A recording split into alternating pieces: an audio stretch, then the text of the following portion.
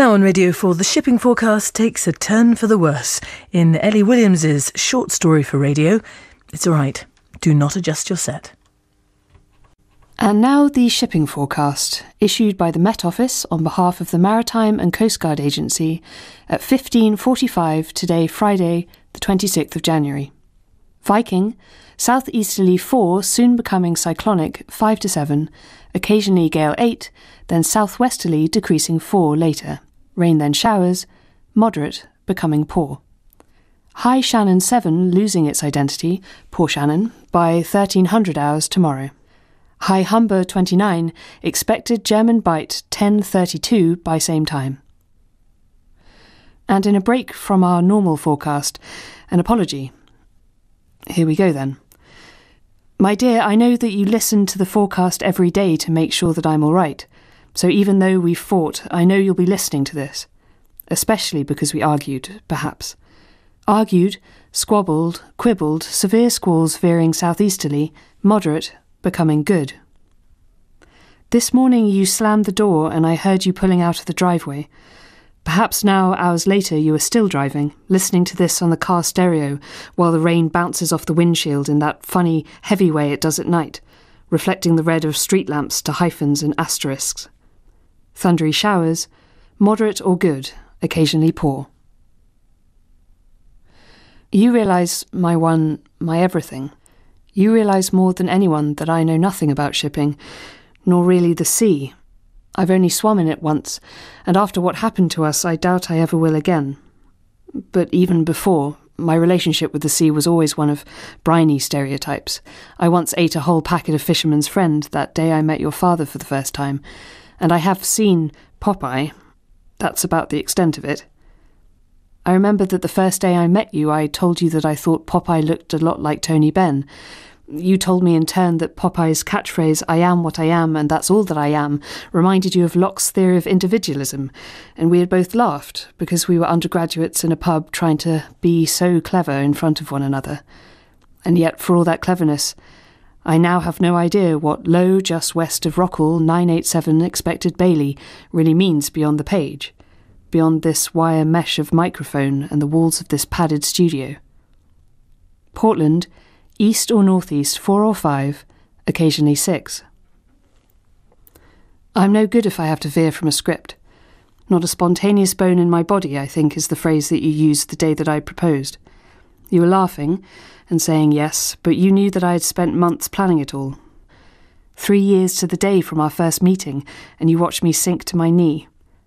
Not a spontaneous bone, you had said, and something tugged in my chest.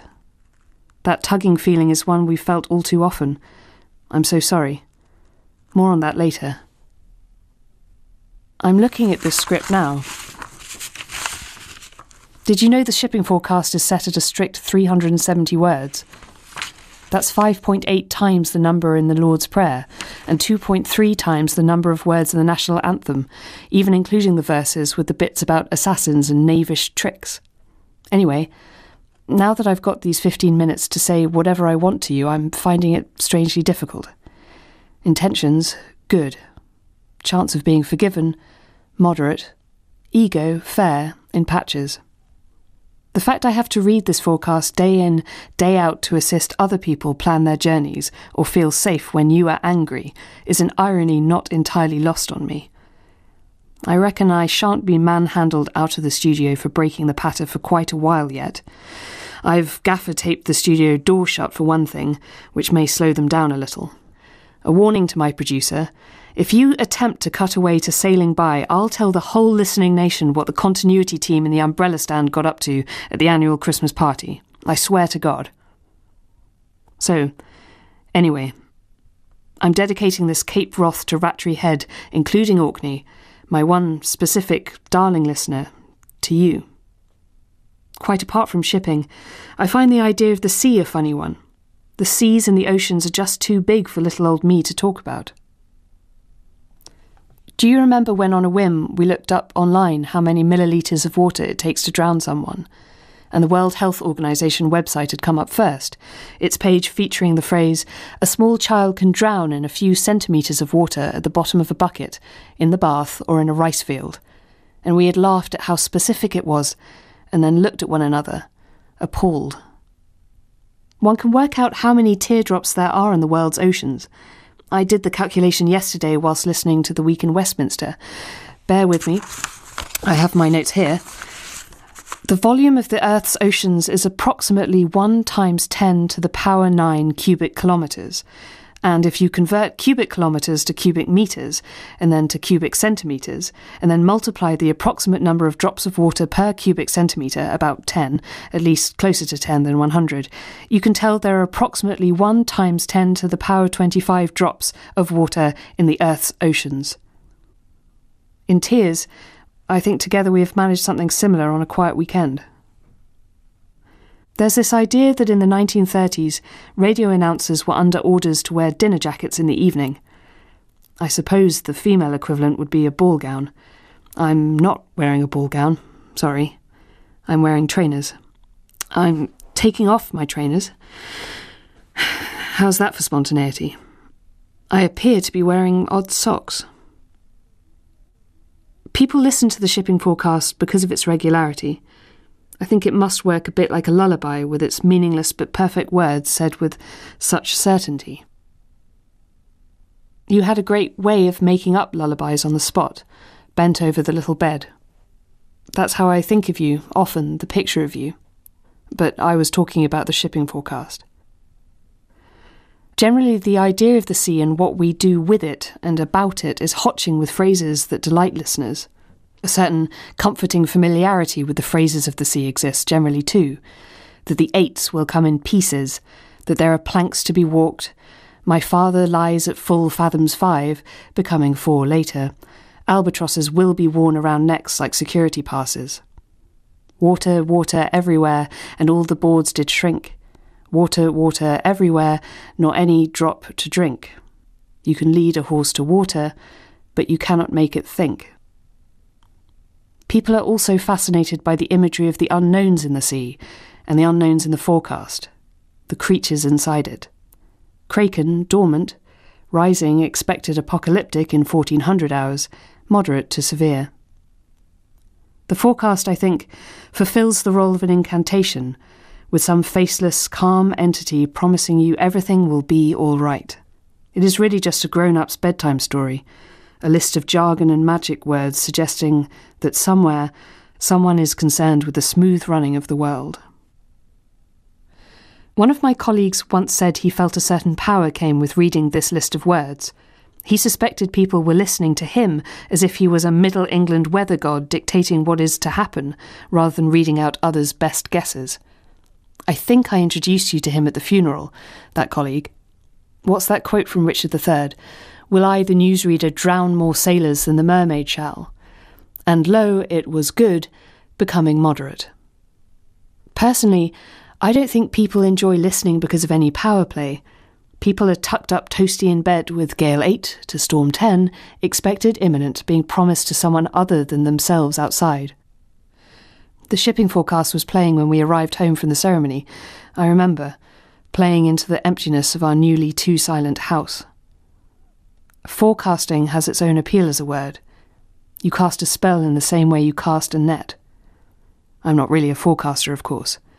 I just read the words. Do you remember, my dear, my specific listener, that blue and white mobile we bought for the nursery for above the cot, before we no longer needed a nursery? I said the wooden seagulls hanging from it were flying because I thought they were in the air, and you said the seagulls were bobbing because you thought they were on the surface of the sea. Maybe you've driven back home, and I'm saying this to you from the bedside table. Anyway. There are warnings of gales in all areas except Biscay, Trafalgar and Fitzroy. South-east, veering west, 5 to 7, decreasing 3 to 4. You give the shipping regions different characteristics according to their names or the memories they evoke for you. I know you do, and I think I can guess them. Viking is obvious, and it computes with the Thor weather god image I mentioned before. North at Sarah and South at Sarah make you think of a potential sitcom, no doubt set in the 40s, a bit like Upstairs Downstairs crossed with Dad's Army. Cromarty is the surname of a librarian who wears cardigans. or possibly it's his forename, Cromarty Forth. Tyne makes you think of Fawkes and of Newcastle brown ale. Dogger is scandalous. Fisher is prosaic. Maybe German Bite makes you think of the neighbour's huge German shepherd that we saw that one time in the park as we were arguing by the duck pond. It ran past with a Jack Russell Terrier in its jaws, I'm sure you remember. The German Shepherd had the Jack Russell by its head, and you just ran over and lamped the German Shepherd with your green umbrella while I could only laugh at the horror of it because I was dazed and confused and medicated and seeing the scene all wrong, seeing it as if the little Jack Russell was levitating and wearing a novelty German Shepherd-shaped hat. I suppose for PR reasons I should call a German Shepherd an Alsatian. I would not wish to compromise BBC neutrality. But anyway, back to the shipping regions. Humber equals humbugs for you. Thames makes you think of Wordsworth or tap water, depending on your mood. Dover is obvious, whilst white reminds you of the Dulux colour chart we used for the walls of the nursery, when it was still going to be a nursery. Portland always annoys you as a place name, because it sounds like a cop-out. Portland, like Green Park and New York, it seems too simple a name choice for you, as if no thought had gone into naming them. Plymouth is obvious.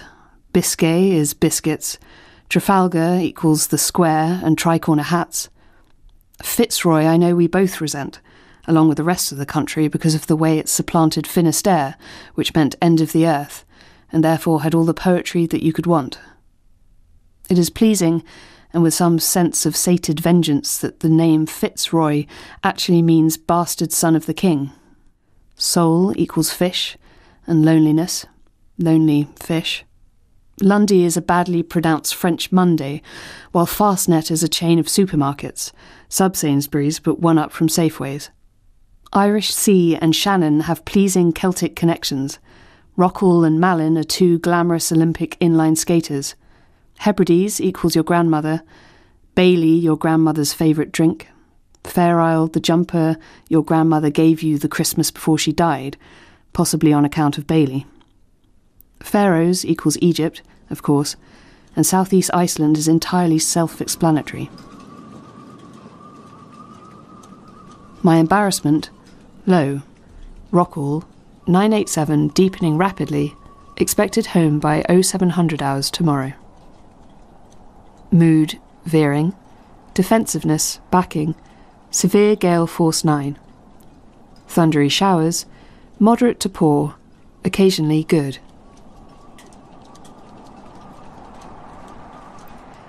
A gale can howl louder than I can. Immoderate, veering westerly, saving it for a rainy day. This is the end of the shipping forecast.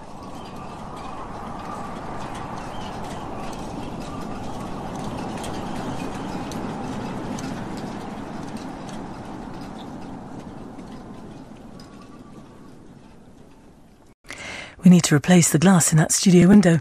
Moderate to poor, occasionally good, was written and read by Eley Williams. It was produced and directed in Bristol by Becky Ripley. And the next proper shipping forecast can be heard at 6 minutes to 6 on Radio 4 Longwave this evening. And you can find more about the Maritime Bulletin that is broadcast daily on this network if you type in shipping forecast into our website. You can test your Lundy from your Fastnet. There's a short animated film about it and details of what the various sea areas mean.